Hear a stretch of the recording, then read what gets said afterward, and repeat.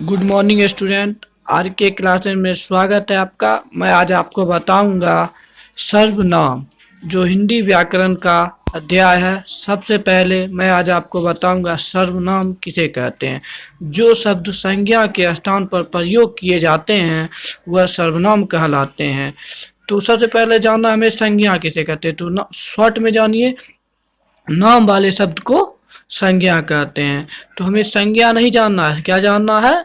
सर्वनाम किसे कहते हैं। तो संज्ञा के बदले आए जो आएगा उसे सर्वनाम कहते हैं।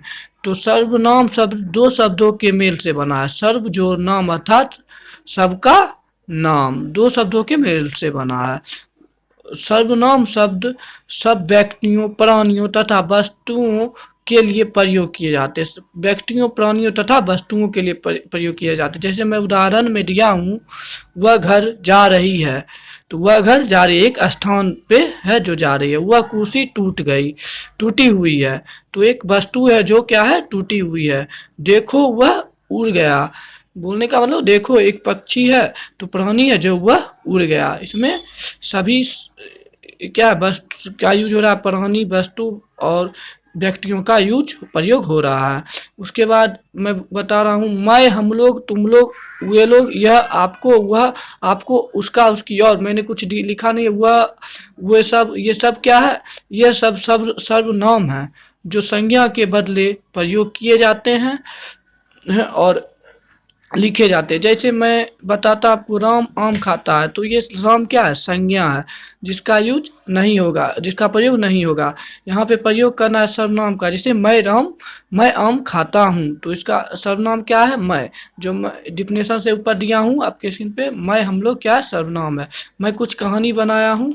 जैसे गाय घर से बाहर गई, गाय ने इधर उधर देखा, गाय आगे बढ़ी, गाय ने हरी घास खाई। मैं एक छोटा सा कहानी बनाया जिसमें गाय जो है क्या है? संज्ञा है। तो यहाँ हर बार एक ये कहानी में गाय रिपीट हो रहा है।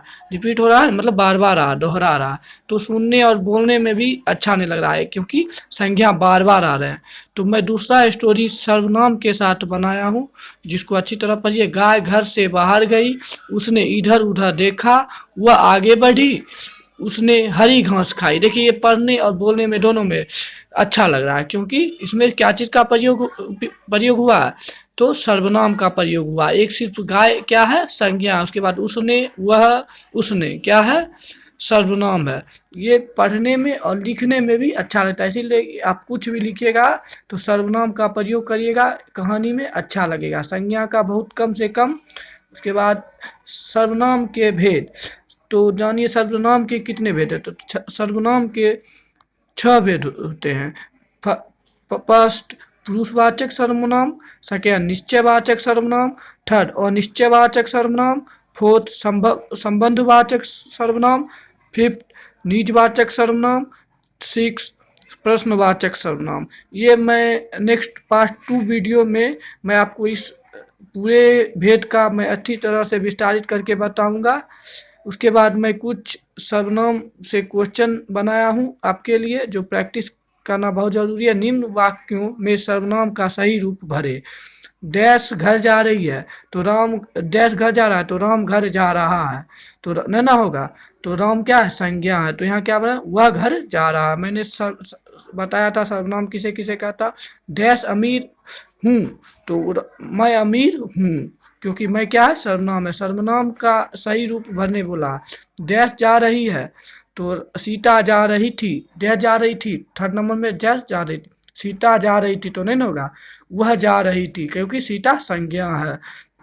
फोर्थ में डैश अच्छा किताब है, तो यह अच्छा किताब है क्योंकि यह सर्वनाम है। देखो वह डैश, देखो डैश चली गई, देखो सीता चली गई, देना होगा सीता, क्योंकि सीता नहीं होगा क्योंकि सीता संज्ञा है। तो यहाँ क्या होगा? देखो वह चली गई। थैंक यू लास्ट तक वीडियो देखने के लिए। थैंक